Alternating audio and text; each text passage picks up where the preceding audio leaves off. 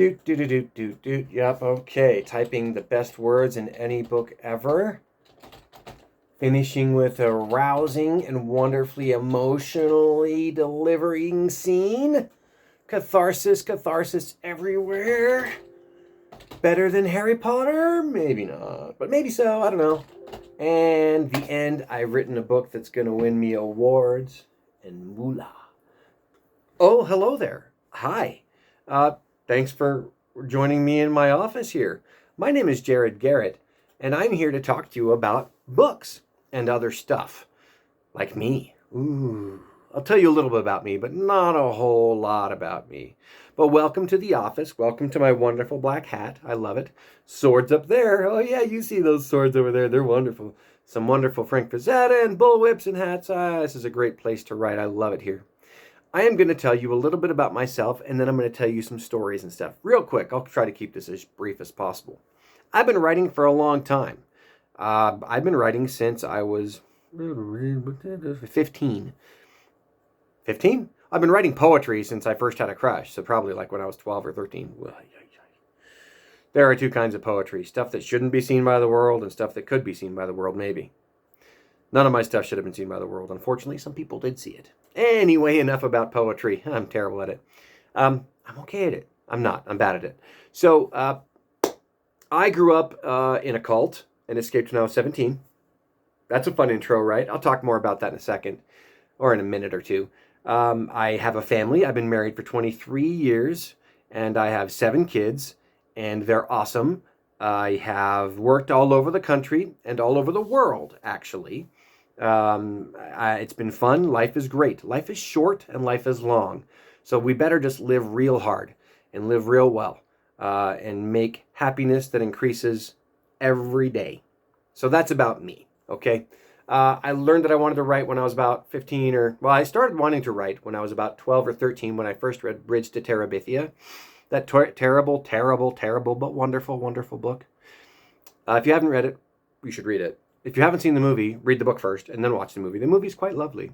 It has PETA from Hunger Games in it, Josh Hutcherson.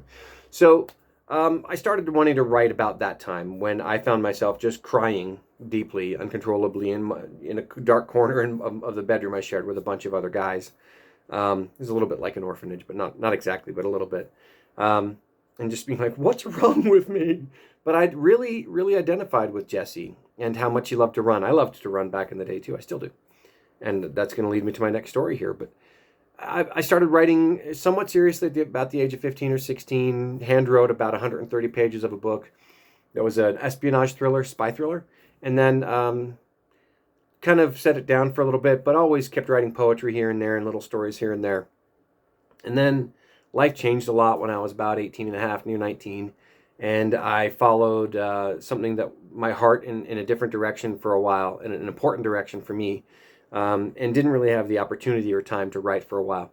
And then I started picking it back up, and I've been writing seriously for publication and publishing books and stuff like that for about 15 years now. I did it full-time as a freelance writer for a while, too. I didn't make much money, but it sure was a lot of fun.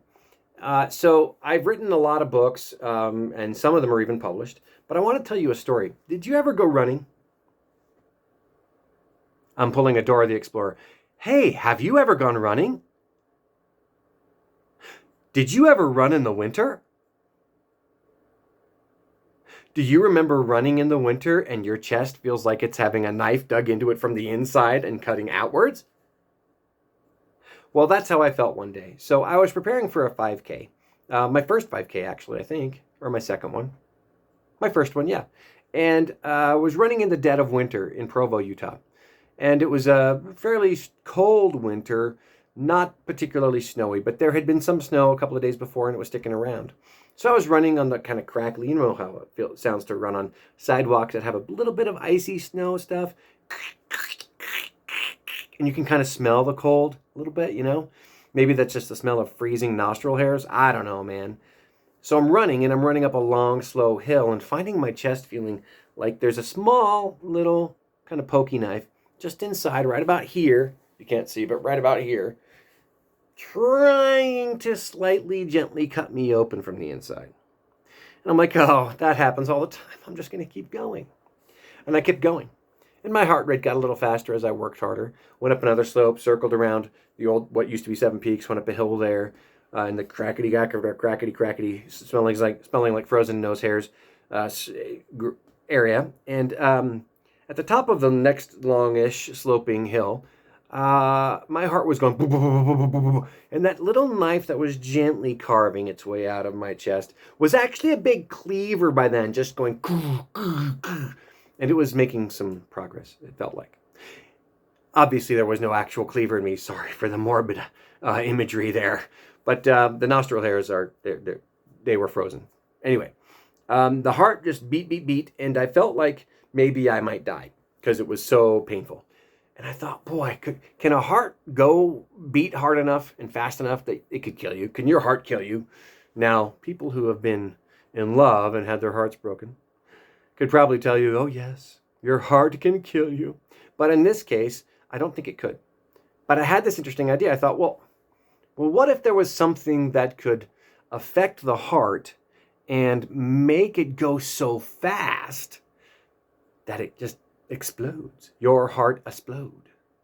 Yeesh. But I thought about that and I thought, well, what if there was some sort of biotoxin or virus or something that maybe it got in the air and people just started to die if their heart went over a certain thing, like if your heart went over, like, I don't know, 140 beats per minute or something, suddenly that made you more vulnerable to this biotoxin in the air, and it attacks your heart, and there's no cure for it, and so you die. Interesting. And so I kept chewing on that idea as I ran, and I came up with this idea. Maybe what if there is a story about a young man who lives 100 years after some biotoxin just appeared out of nowhere and basically laid waste to 95% of humanity. And it's this thing that attacks you when your heart rate's too high. Probably the first people who died were in the gym. That'll show them. I'm kidding. That's rude. That's terrible. Health and fitness is good. But that's where this idea started kind of churning in me. And as I kept going home, I ran another 2 miles home, I was chewing on the idea of this kid. He's like, he doesn't believe it maybe. But the way that the society is still around, even though there's not many, there's some small controlled cities, carefully controlled and managed cities. Everybody wears this computer on their wrist. It's like everybody wears a computer on their wrist now, right? But this one monitors your heart rate, which happens for many people till even today, right? But it has a little reservoir of sedative. And if the heart rate gets to 140, which is the danger point, say in this story, in this world, it knocks them out with a quick injection. That's an interesting idea. That's a fascinating idea. And what if this kid's like, don't believe it. I think it's all a lie. And he finds some way to block that knockout one night. And he has his friends gather around, his friends who he'd been goofing off for a while. And he blocks the knockout. He pushes his heart rate up to 160 because he's insane. But he's sure he's right.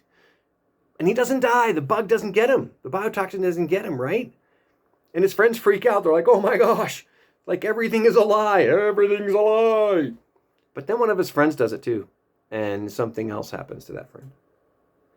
And that was the opening series of ideas I had for a book that turned into this one. Beat. The book is Beat. I hope you can read that. I might have this on Mirror, which is a shame. It's called Beat. And it's about this kid who's a troublemaker who gets in trouble. What a goofball. And then I wrote a sequel because Beat was awesome.